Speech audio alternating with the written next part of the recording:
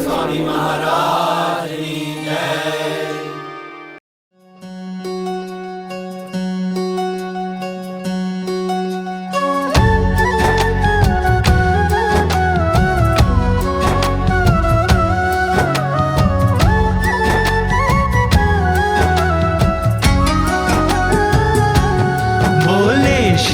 हरि रे सुनिए नर नारी हरिजन, मुझे एक वार्ता रे सबको कहने का है मन।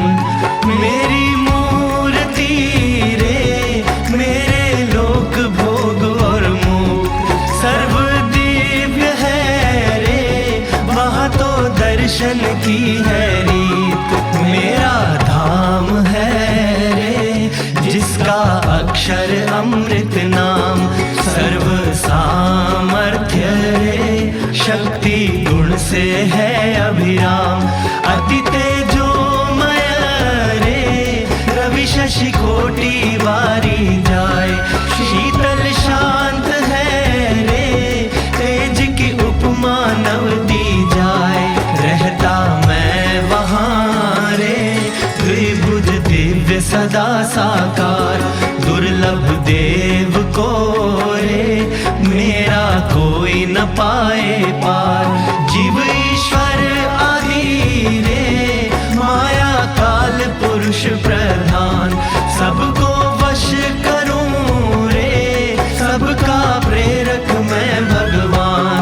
अगणित विश्व की रे उत्पत्ति पालन प्रलय हो, मेरी मर्जी बिना रे किसी से तृण ना तोड़ा जाए। ऐसा मुझे जानना रे मेरे आश्रित सब नर नारी, मैंने तो आपको रे वार्ता सत्य कही है मेरी। मैं तो आपके लिए रे आया धाम से लेकर देह, प्रेमानंद के रे स्वामी ने बरसाई अमृत में।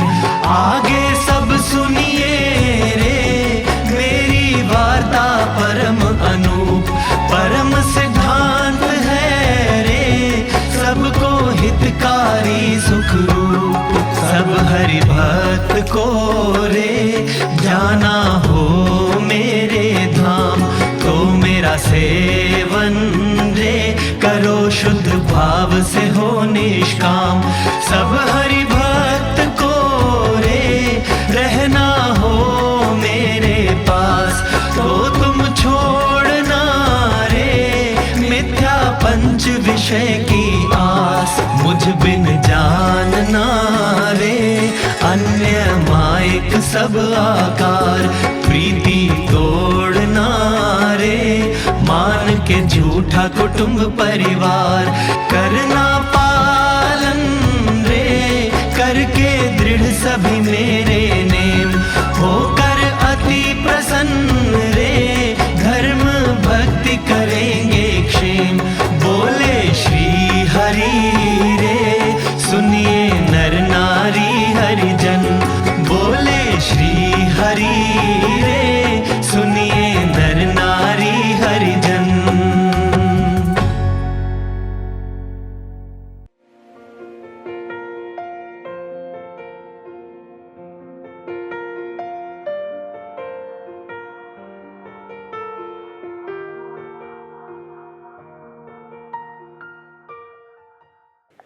जय स्वामी सनी भैया। जय स्वामीनारायण।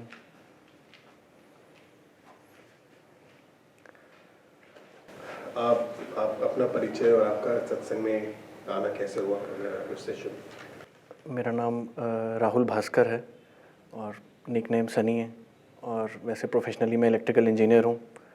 और सत्संग में आने की बात कहूँ तो मैं करीब 10 साल का था जब पापा को जनरेटर के काम के सिलसिले में मंदिर में बुलाया गया।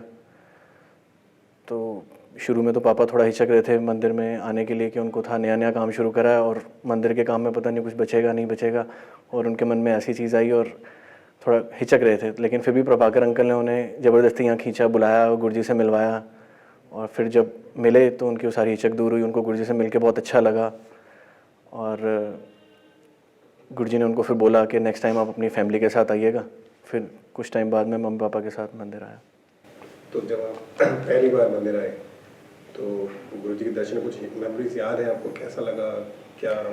जब घर पे ऐसे बात हुई कि मंदिर चलना है, तो ऑब्वियसली छोटा था तो मन में ऐसे ही था कि चलोगे घूमने चलना है, मम्मी पापा के साथ चलते हैं।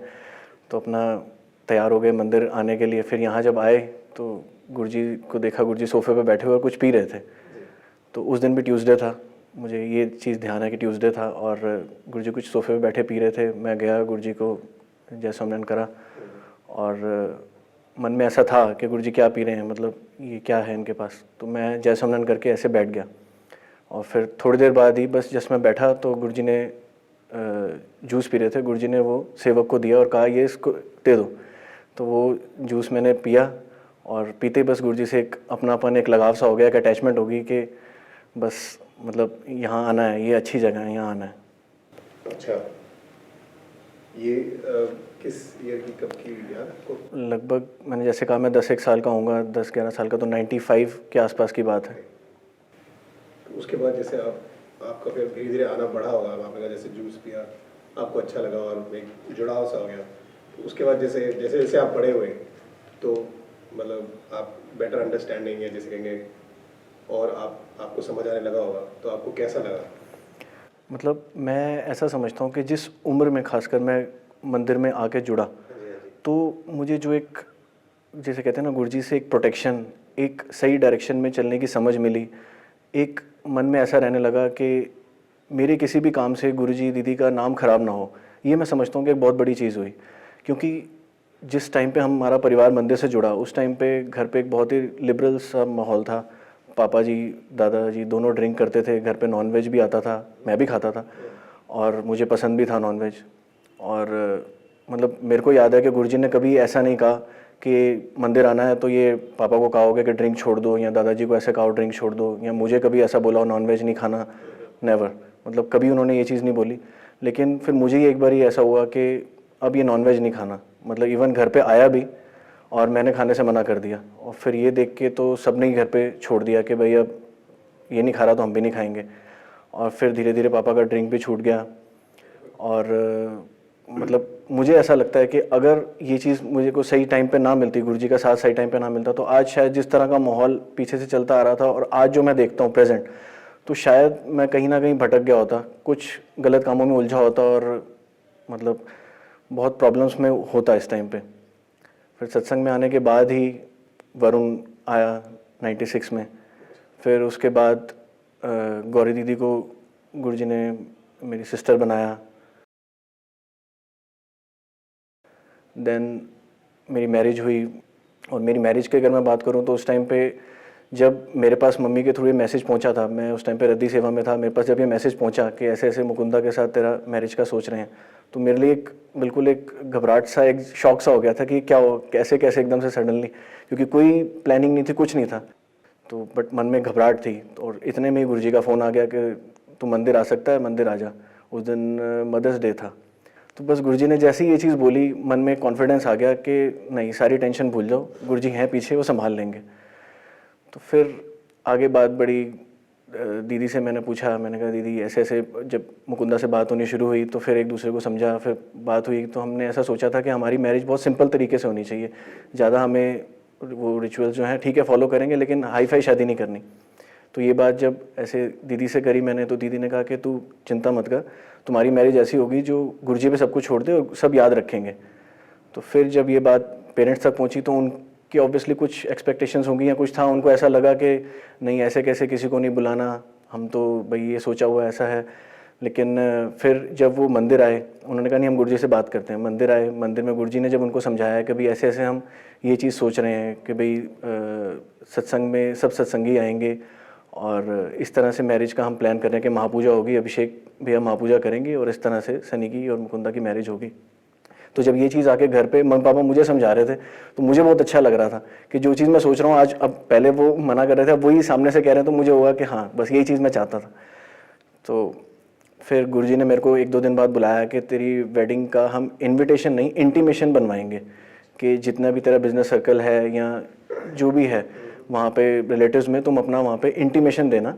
और वही फिर हुआ, गुरुजी ने वो पूरा इंटीमेशन के लिए बहुत पेन ली, किस तरह से उन्होंने पूरा सेट करके वो कराया, और फिर मेरी मैरिज हुई। जिस तरह से दीदी ने कहा था कि सब याद रखेंगे, तो वो वैसी थी बिल्कुल, मतलब शांत और जैसी मैं चाहता था। तो जैसे आपने बताया कि मतलब ड्रिंक्स छूटे और नॉनवेज वगैरह वो सब छूटा, और कोई ऐसा परिवर्तन आप में परिवार में जो याद आता हो गुरुजी के मिलने के बाद? एक परिवर्तन की बात कहूँ या एक एक्सपीरियंस की बात कहूँ तो एक ऐसी एक मेरे को एक घटना सी याद आती है कि मैं छोटा ही था, दादाजी का एक ऑपरेशन होना था, तो किडनी का ऑपरेशन था। तो उस टाइम पे उनको ऐसा था कि नहीं, मेरे को ऑपरेट नहीं करानी। तो पापा ने कोशिश कर ली कि नहीं करा लेते हैं, डॉक्टर सब यही सलाह दे रहे हैं, ऐसा है, ये है, वो है।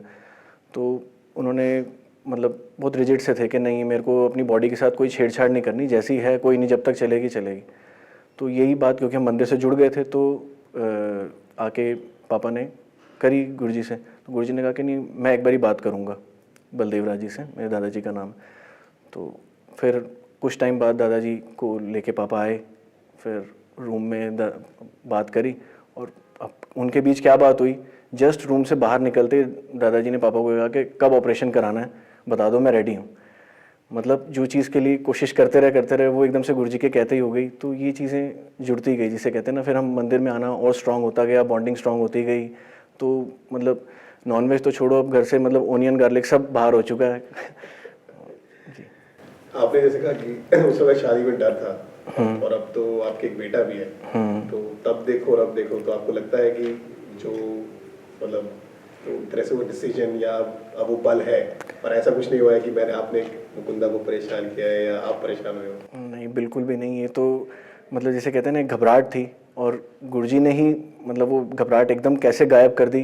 देखो, अप्स एंड डाउन्स आते हैं, कई जगह पे आते हैं, बिजनेस में भी आए, ऑब्वियसली एक मैरिड लाइफ थी, उसमें भी थोड़ा बहुत खींचातानी हुई, लेकिन बट ऑब्वियसली वो एक, जिसे कहते हैं ना, एक पीछे से गुरुजी की स्ट्रेंथ थी, एक दीदी की स्ट्रेंथ थी, कि कभी भी ऐसा नहीं हुआ कि नहीं यार गलत कर लिया, ये मैं कहाँ फंस गया, या ये मैंने मतलब क्या ज़रूरत थी करने की, क्या पता मैं मतलब ना ही करता। मैं ऐसा कभी मतलब ये नहीं हुआ। मन में कुछ उछाल जरूर आते थे, लेकिन जैसे मतलब मेरी हमेशा की एक ऐसी रही है कि कुछ होना तो 2 मिनट, जैसे गुरुजी ने कहा धुन कर लो, सब सेट हो जाएगा, तो वही धुन करो, या तो वो सेट हो जाता है, या उससे लड़ने की एक हिम्मत से मिल जाती है कि नहीं यार ये चीज़ हो जाएगी, सेट हो जाएगा। तो वही चीज़ फॉलो करी और सब बहुत अच्छा चल रहा है। और कोई ऐसे प्रसंग आपके जीवन में जो आपको याद आते हो कि जहाँ गुरुजी ने जैसे और दीदी ने आपका साथ दिया? मतलब मैं एक बात करूं अगर, कि मैंने जितना सत्संग को समझा है, तो हमारे सत्संग में निष्ठा और विश्वास ये बहुत ज़रूरी चीज़ है। मतलब हम ठीक है, भजन करना है, धुन करना है, लेकिन हमारे को अपने गुरु के प्रति, अपने महाराज के प्रति निष्ठा और विश्वास ये पक्की होनी चाहिए। मतलब अगर हम गुरुजी की लाइफ को देखें तो ऐसा, जब काका जी ने उन्हें यहाँ दिल्ली में भेजा होगा, तो उस टाइम पे तो जैसे गुरुजी की बातों में कई बार आता है कि यहाँ कोई स्वामीनारायण को जानता भी नहीं था, और एक छोटे से मकान में गुरुजी ने जैसे मंदिर शुरू करा, तो एक काका जी की, उनके मन में एक ऐसी निष्ठा थी, एक पूरा विश्वास था काका जी के ऊपर कि नहीं, यहाँ पे काका जी ने भेजा है तो मुझे वो काका जी का मिशन पूरा करना है। तो वो उनके दिमाग में वो निष्ठा पूरी थी, इसीलिए आज हमें हरा भरा सत्संग यहाँ पे दिखाई देता है। तो अगर हम इसी तरह की बातें करें, मतलब निष्ठा विश्वास की, तो कई बार ऐसा होता है कि हमारे मन में ऐसा हो जाता है कि यार मंदिर में बुला लिया, सपोजिंगली किसी सेवा के लिए बुला लिया, या गुरुजी ने अपने साथ चलने के लिए बुला लिया, तो कई बार मन में हो जाता है कि यार ये काम कौन देखेगा पीछे, मतलब मैं तो चला गया तो पीछे कौन होगा। लेकिन यही निष्ठा विश्वास की अगर हम बात करें, अगर हम अभी पीछे का एक एग्जांपल देता हूँ, ये बात होगी, मैं मेट्रो में काम करता था, मतलब दिल्ली मेट्रो का मेरे पास प्रोजेक्ट था। आई थिंक 2007 या 8 की बात होगी, 8 की ही बात होगी। 2008 में दिल्ली मेट्रो में मेरे पास एक प्रोजेक्ट था, और काफ़ी बड़ा प्रोजेक्ट था, तो मेरे को वहाँ पे रेगुलरली, मतलब डेली बेसिस पे वहाँ जाना होता था, और एक मेजरमेंट शीट की आज कितना काम हुआ वो सबमिट करनी होती थी। उसी के अकॉर्डिंग वो मेजरमेंट होने के बाद ही वो साइंड होती थी, और मेरी पेमेंट्स एवरी फ्राइडे वहाँ पर रिलीज़ होती थी। तो इसी दौरान मेरे पास एक बारी अभिषेक भैया का फ़ोन आया कि गुरुजी कहीं चलने को कह रहे हैं, लगभग 10-12 दिन का ट्रिप होगा, हम पहले बॉम्बे जाएंगे फिर गुजरात जाएंगे, अहमदाबाद। तो मैंने दोनों ही जगह नहीं देखी हुई थी, मेरे लिए न्यू थी उस टाइम पे। तो मैंने कहा ठीक है जी। तो आई थिंक बॉम्बे शायद मैंने देखा हुआ था एक बारी, हाँ पवी का जब फंक्शन था बॉम्बे में गया हुआ था, लेकिन गुजरात मेरे लिए बिल्कुल न्यू था, मैं वहाँ नहीं गया हुआ था। तो जब मैं गया तो मेरे को फ़ोन आया ऐसे, तो उस टाइम पे मेरे दिमाग में पहले ही आया कि अब इस टाइम पे हाँ करूँ कि कैसे बोलूँ। मतलब मेरा मन था अंदर से जाने का, लेकिन मुझे काम का पीछे टेंशन थी कि ये सारी पेमेंट्स वगैरह लटक जाएंगी और मैं ही सारा वहाँ पे देख रहा हूँ, मुझे पता है किस तरह से करना है। तो मैंने उस टाइम पे तो ऐसे ही नहीं बोला, मैंने कहा ठीक है मैं पापा से बात करके आपको अभी 5 मिनट में कंफर्म करता हूँ। फिर फ़ोन रखा तो मन में सोचा क्या करूँ, फिर 2 मिनट धुन करी, फिर पापा को फ़ोन मिलाया। मैंने कहा पापा ऐसे ऐसे मंदिर से फ़ोन आया और 10-12 दिन के लिए जाने को कह रहे हैं। तो पापा ने कहा तू देख ले, तेरे को जैसे करना है भाई, वहाँ का काम है, तू ही देख रहा है भाई, कुछ तेरे को पता है कैसे होना है। मैंने कहा चलो ठीक है, मैं देख के डिसीज़न ले लेता हूँ। अच्छा, मैंने फटाफट इधर अभिषेक भैया को फ़ोन मिला दिया कि पापा से तो बात होगी। मैंने कहा हाँ जी ठीक है मैं करूँगा। तो मैंने मीन टाइम क्या करा, एक फॉर्मल ऐसे रिपोर्ट तैयार करके और उसको वहाँ पे, क्योंकि उसी दिन मैंने जाना था, तो मैं जाके वहाँ पे रिपोर्ट दे आया।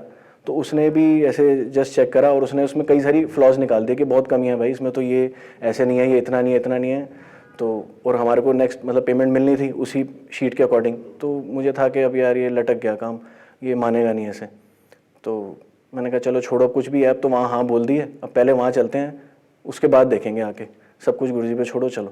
तो चल दिए। जब वहाँ से फिर मैं वापस आया, मतलब बॉम्बे का पूरा ट्रिप हुआ, गुजरात का, और जब वापस आया तो मैं ऑब्वियसली प्रिपेयर्ड था कि कुछ आर्ग्यूमेंट्स होंगे, कुछ ना कुछ पंगा होगा कि वो बोलेगा कि भाई ऐसे ऐसे ये चीज़ें हैं। मैं जिस टाइम पे वहाँ पहुँचा, मेरे पहुँचते ही मतलब नथिंग, बस उसने बोला आइए राहुल जी, वो आपने रिपोर्ट दी थी ना, वो मैंने कर दिया साइन, अप्रूवल के लिए भी दे दिया, आ गया अकाउंट्स में, आप जाओ, मोस्ट प्रॉब्ली शायद आपका चेक बन ही गया होगा, नहीं तो आप एक बार ही पूछ लो, वहाँ पे मिस्टर नितिन हैं, वो आपकी पेमेंट वगैरह रिलीज़ करा दें। मतलब जो चीज़ शायद मैं होता तो भी नहीं कर पाता। तो ये बात मैं कह रहा हूँ कि निष्ठा की जो बात है, विश्वास की बात है, कि हम छोड़ के एक बार चल के देखें तो वो हमसे भी बेटर चीज़ हो जाती है। हम उसी चीज़ जिद पे अड़े रहते हैं कई बार कि नहीं यार मैं रहूँगा तो कर लूँगा, लेकिन नहीं, ऐसा नहीं है। एक बार भरोसा करना एक विश्वास करने वाली बात है। अभी कुछ टाइम पहले की मैं बात करूं तो मतलब मैं ये बात कर रहा था कि जैसे आज हम गुरुजी का जीवन देखते हैं कि एट द एज ऑफ 80 वो इतने एनर्जेटिक हैं जो कई बार मतलब हैरान कर देता है। तो ना सिर्फ मेरी अपनी लाइफ का, मैं मतलब सभी हरिभक्तों की कहूँगा कि कुछ ना कुछ उनकी लाइफ में एक पर्सनल टच गुरुजी का सबको महसूस होगा कि हाँ गुरुजी मेरी लाइफ में एक पर्सनल टच है।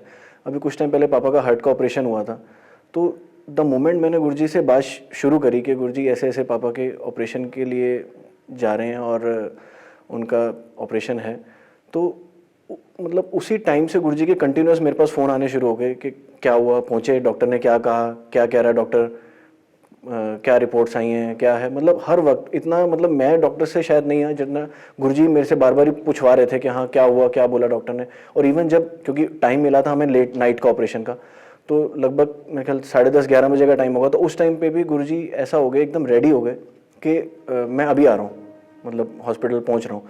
तो मैंने गुरुजी को कैसे रोका उस टाइम पे मैं ही जानता हूँ। मतलब मैंने उनको फ़ोन पे बोला कि गुरुजी हॉस्पिटल बहुत दूर है और हाईवे पे ट्रक वगैरह बहुत होंगे, आप फंस जाओगे, कोई फ़ायदा नहीं, और इनफैक्ट डॉक्टर भी मना कर रहा है कि मिलने भी नहीं देंगे। तब जाके मतलब गुरुजी ने ऐसा बोला कि चल ठीक है मैं कल सुबह आता हूँ। और फिर सुबह भी निकलने से पहले मुझसे पूछा कि तुझे कुछ पैसों की ज़रूरत है, कुछ है तो मुझे बता। मतलब ये चीज़ें बताती हैं कि मतलब मेरे को नहीं लगता कि ऐसे केयरिंग गुरु किसी को मिल सकते हैं। मतलब हर वक्त हमारे साथ हैं।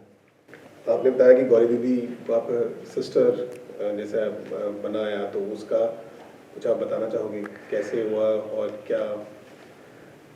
मतलब गौरी दीदी का लाइफ में, और क्या हुआ, मतलब वो थोड़ा सा गौरी दीदी का लाइफ में आना ये एक बहुत बड़ा मेरे लिए एक प्रसंग है, क्योंकि एक जिसे कहते हैं ना कि गुरुजी कोई कमी नहीं छोड़ रहे।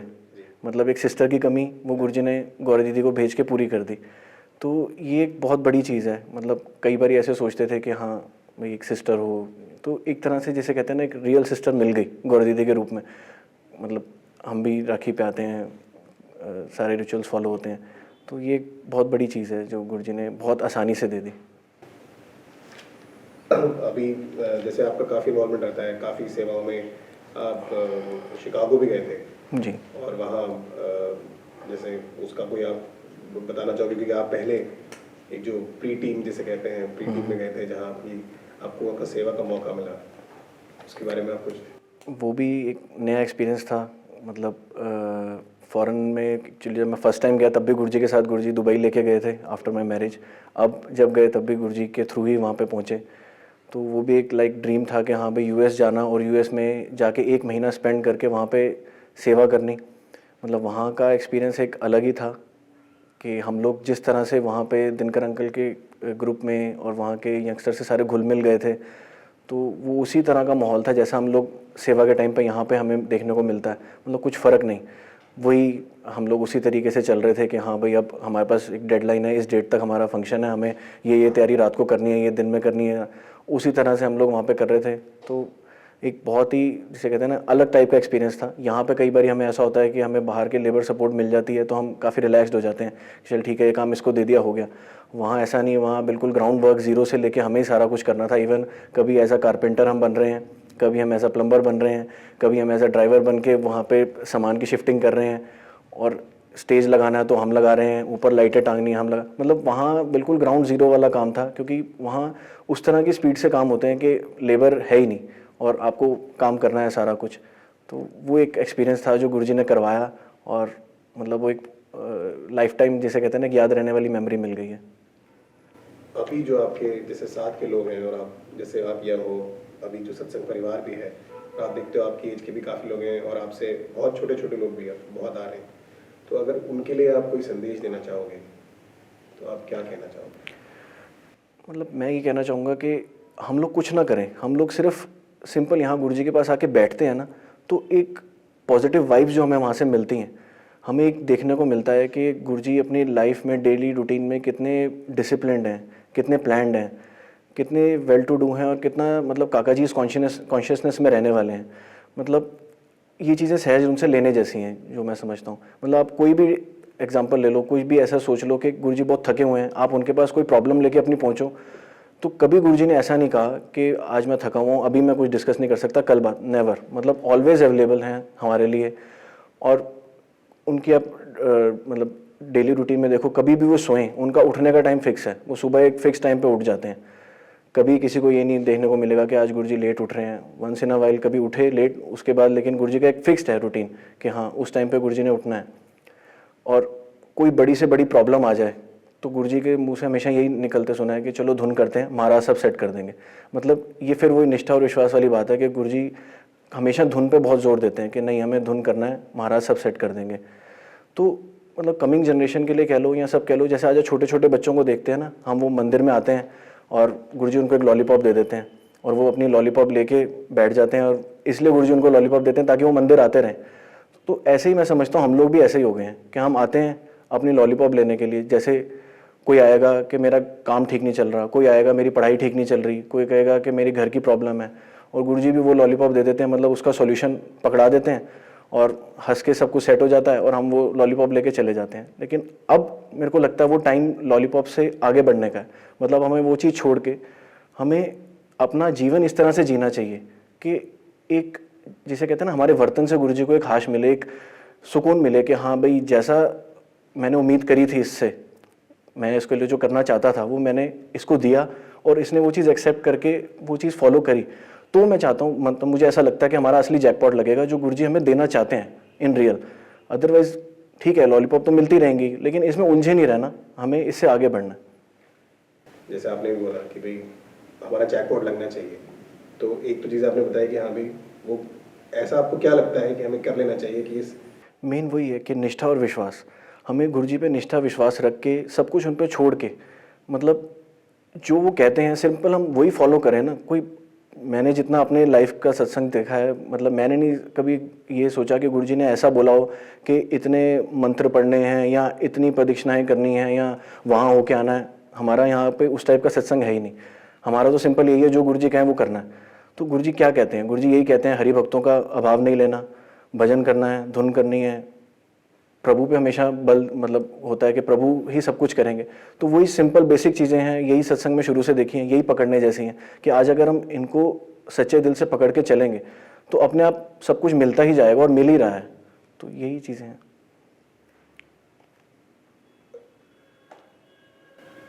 एनीथिंग एल्स, कुछ और आप? और बस एंड में मैं ये कहना चाहूँगा कि अगर आज कोई मेरे से पूछता है ना कि गुरुजी के रूप में आपको क्या मिल गया, क्या अचीवमेंट हुई, जैसे कोई बाहर का भी आदमी मेरे से आज पूछ ले कि आज आप जाते हो मंदिर, किस लिए जाते हो, मतलब आपको क्या मिला यहाँ जाके, तो मेरे मन में सिंपल यही आता है कि देखो गुरुजी के रूप में आज जो हमें चीज़ मिल गई ना, हमें उस चीज़ की कई बार वैल्यू नहीं है, क्योंकि हमें बहुत, जैसे कहते हैं ना, मुफ्त में मिल गई।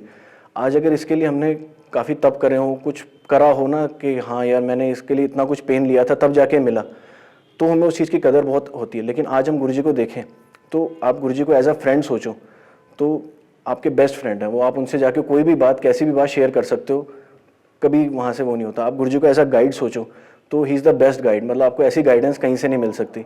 आप गुरुजी को एज अ आइडल सोच के चलो कि हाँ भाई मेरे को इनके जैसा बनना है, मेरे को ये जो लाइफ इन्होंने जी है, मैं आपके सामने एक एग्जाम्पल है, लिविंग एग्जाम्पल है, तो then he is the best. आप ये सोचो कि मुझे एक एडवाइज़र के रूप में, तो उनसे अच्छी एडवाइस कोई दे ही नहीं सकता। मतलब वो जो वहाँ से जो एडवाइस मिल जाएगी, अगर आपने उस पर चल दिए सच्चे दिल से, तो वो सबसे बेस्ट होगी। तो मीन्स मेरे लिए अगर मैं अपनी पर्सनली राय में बोलूँ तो गुरुजी हैं तो सब कुछ है। अभी जैसे आपने परिवर्तन की बात की, और कोई ऐसा परिवर्तन जो आपने अपने जीवन में नोटिस किया?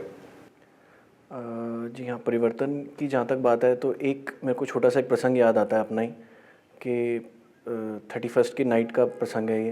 तो ऐसी 31st की नाइट पे घर पे कुछ गेस्ट आए हुए थे। दिसंबर, न्यू ईयर का था कुछ? हाँ, 31 दिसंबर का। तो घर पे कोई गेस्ट आए हुए थे, तो उनको ऐसा हुआ कि चलो 31st नाइट कहीं गुड़गांव में चलते हैं, वहाँ पे सेलिब्रेशन होती है, बहुत अच्छी है, तो उधर चलते हैं। तो हमें, मतलब मेरे मन में हर बारी की तरह ऐसा ही हो रहा था कि यार कहाँ, मतलब हम तो हर बारी मंदिर में होते हैं और इस बार यहाँ, तो मैंने कहा चलो चलते हैं, अब जब सब कह ही रहे हैं, इतना जिद कर रहे हैं तो चले जाते हैं। उन दिनों दादाजी की तबीयत इतनी ठीक नहीं थी, तो मम्मी पापा घर पे रुके थे, मैं उनके साथ गया था उधर। तो जब हम वहाँ पे पहुँचे तो शुरू में तो सब वो गेम्स वगैरह ऐसी चीज़ें चल रही थी, पर जैसे जैसे नया साल नज़दीक आ रहा था तो मेरे मन में एक ऑब्वियसली घबराहट सी होने लग गई थी कि यार इस साल कैसा जाएगा, कि हर बार तो गुरुजी के दर्शन करके हम न्यू साल में एंटर होते हैं और इस बार ये मुझे यहाँ ले आए हैं, तो पता नहीं क्या होने वाला है। लेकिन जो भी था, चलो अब वहाँ पहुँच गए हैं तो कुछ कर तो सकते नहीं। तो मैंने किसी तरह से अपनी एक स्पेस ढूंढी और मैं वहाँ जाके फ़ोन पे महाराज की मूर्ति निकाल के, जैसे ही वहाँ पे माहौल इस तरह का था, नाइट आउट पार्टी टाइप, तो वहाँ पे काउंटिंग से शुरू हो गई 10, 9। तो वो जैसे वो माहौल बना तो मैंने अपना स्पेस ढूंढा और वहाँ पे जाके मैंने अपना सोमनारायण धुन करनी शुरू कर दी कि न्यू ईयर में एटलीस्ट धुन करके एंटर हूँ, महाराज सब सेट करेंगे। तो ये चीज़ हुई। फिर उसके बाद नेक्स्ट आए, फिर अगले दिन आके गुरुजी से भी मिले, सब कुछ हुआ। लेकिन अब अगर उस चीज़ को सोचो, रिकॉल करो, तो ऐसा होता है मन में कि यार मतलब क्या दुनिया जीते हैं लोग बाहर के, और आज हम कितना एडवांस्ड हो गए हैं या कितनी अच्छी जगह पे हम लोग आते हैं कि हमें ये चीज़ें मतलब टच भी नहीं करती। आज मन में वो फीलिंग आती नहीं है कि एक बारी देख लिया, ठीक है, कि ये चीज़ें होती हैं बाहर, अब मन में वो चीज़ उतर गई देख के कि हाँ वहाँ जाने जैसा ही नहीं है यार, वो गंद है। हम जहाँ आते हैं दिस इज़ द बेस्ट, और बहुत अच्छा हमें यहाँ पे मिल रहा है। तो यही चीज़ें लेने जैसी, यही परिवर्तन। So nice, so nice.